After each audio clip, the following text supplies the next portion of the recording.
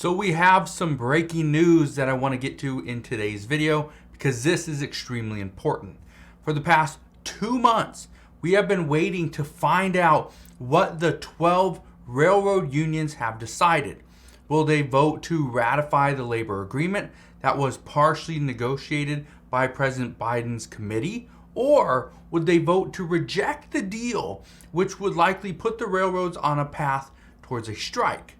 Well, we finally got the news as the two largest unions announced this morning what their decision actually was. And it was as expected.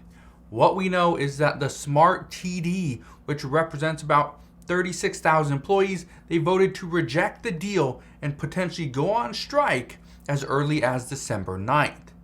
However, this is just one of the largest unions. The other one, BLET, this is the Brotherhood of Locomotive Engineers and Trainmen. They have 24,000 members. They voted to accept the tentative agreement as of today. Now you're probably thinking, well, what happens now that one union votes and accepts the deal and one union voted to reject it? Well, they're not alone. What we know is that 8 unions have accepted and 4 have rejected. Now, this doesn't really change anything. What happens now doesn't really change. All 12 unions needed to accept this deal, or according to the unions, they would honor the picket lines with other unions that voted to reject the deal. Okay? So all 12 needed to accept this deal. So at this time, we know that the Brotherhood of Maintenance of Way Employees Division, they could strike as soon as December 5th. But according to a statement made this morning, they plan on extending their cooling off period so that they can strike on the exact same day as the larger unions, which would be December 9th. Now, we don't know about the BRS, which is the Brotherhood of Railroad Signalmen, if they're going to do the same thing, because they can actually strike on December 5th.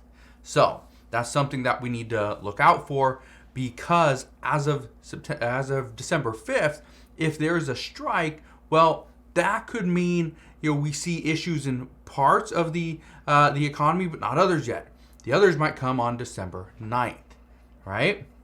Now, what we do know as of this morning is that the negotiations are not over. We know that the Brotherhood of Maintenance of Way Employees Division and the Brotherhood of Railroad Signalmen, they will hold another round of talks with railroad carriers later on today. Their plan is to address federal sick pay. Now, keep this in mind. The union members have voted against this agreement, and because of that, they're turning down things like a 24% wage increase, a $5,000 immediate bonus, but what they're not accepting is the sick pay and paid time off. They say this does not promote quality of life. Now, it is extremely important to understand that last statement. They say this does not promote quality of life. That is what they're looking for. They are looking for a better quality of life, and they're going to do whatever they can to ensure they get it. And I've talked to many people over the past few months, many people that work for the railroads or have family members that work for the railroads, and they have all said the same thing, that there will be a strike. They will go on strike because they want to get more. They're not trying to be greedy. They're trying to get what they deserve. Okay, so just keep that in mind. These railroad employees are not trying to be greedy and take more than what they're owed. They're trying to get back what they were never given. That's what they're telling us. Now, obviously a railroad strike would play a huge role in our economy if we do see a strike. Reports indicate we'll see about a $2 billion loss per day. That's huge. That's massive. But something else that you need to consider is what would happen before then. Now, you're probably thinking, well, what do you mean? Are we going to see an economic loss before they go on strike? Like, how would that even work? And the answer is yes. We could see losses start piling up before a strike is ever started. Well, here's what we know. According to UPS, they are saying that they are preemptively rerouting packages away from the railroads to alternative transportation methods so that they can minimize any unexpected disruptions. Makes sense, right? If you know a company is going to shut down, like if I knew FedEx isn't going to deliver, from this day on, I'm not going to take my package there. I'll plan ahead that, okay, I'm not going to go through FedEx. I go through the United States Postal Service or something else, right? It just makes sense. If a grocery store is going to close on Thanksgiving, we're not going to go to that store on Thanksgiving to try to buy food. No, we'll go to a different store. We will change, okay? We will change based off of that little disruption. Now, this has happened before. This is not anything new. During the previous cooling off period in September, during that expiration, many companies said that they would be locking up their products to protect them in the event that the railroads did shut down and their products were sitting idle.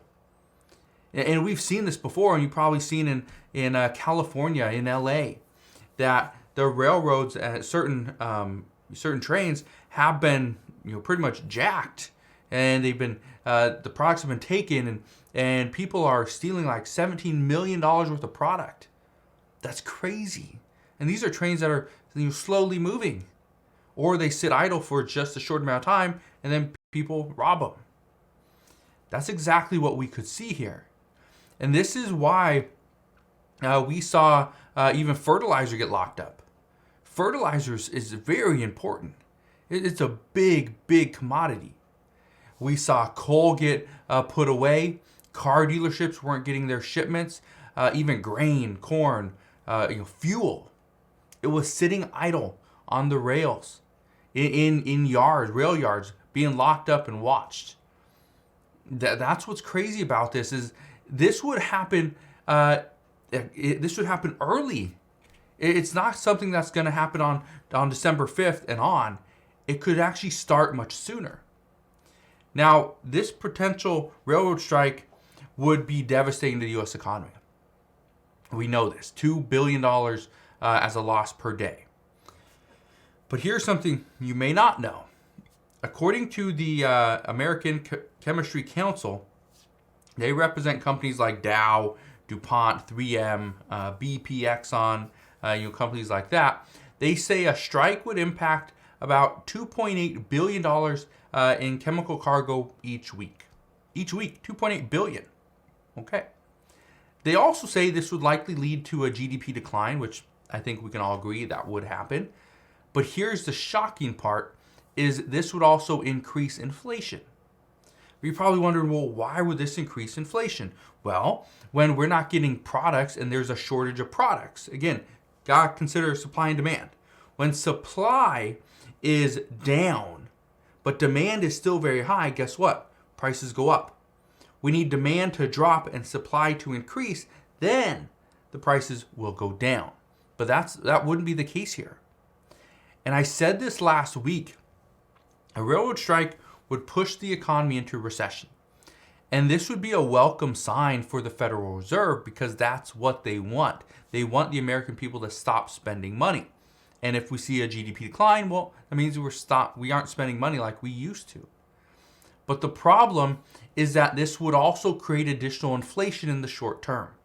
Long term, this would push inflation down. But here's, again, major problem. The major problem here is that in order for this to happen, we would need to see a prolonged strike. Something lasting at least a couple of months, according to experts. Now, I'm no expert, but I do not think the president, I don't think Congress would allow the railroads to go on strike for 2 months. I think Congress would jump in and prevent a strike at that point. Now, based on what has happened in September when the strike was possible, here's what occurred. Many companies began preparing for the strike. And in doing so, they prepared 1 week in advance. So, let's break that down. If a strike is set to begin on December 5th, then strike prep would begin on November 28th. That is a week from today, which is also Cyber Monday. This is also the day that the Senate will be back in session from their Thanksgiving break. Now, the reason why I want you to understand this is because strike prep means products will be locked down. They will not be moving. There will not be as many railroad cars going up and down the tracks. We are going to see some delays. And again, this could happen as the American people are buying immense amount of products. And keep this in mind. When a company is going to use an alternative form of transportation, for example, they go away from the railroads and they put all their products onto truck. Guess what? That means trucks have more competition. Well, we're also coming up on a time, and again, this Monday is Cyber Monday, which is what happens after Cyber Monday. In most years, history tells us that the American people buy a lot of products for Black Friday, over the weekend, and Cyber Monday, and they are waiting for their products the following week or two. Well, if we see more products hitting the trucks as well, and the railroads are now going to be using trucking, guess what? We're going to see even more delays. So that's what I can tell you at this time. Again, this is breaking news, just came out this morning. Just wanted to fill you in on what's going on because this large railroad union rejecting this labor deal, this is a potential economic crisis because we could see a strike come in the matter of 2 weeks. And as of right now, strike prep would happen in just 1 week. So that's what we know. Just want to thank you guys for watching. Have a wonderful rest of your day. Consider subscribing, and I'll see you guys on the next one.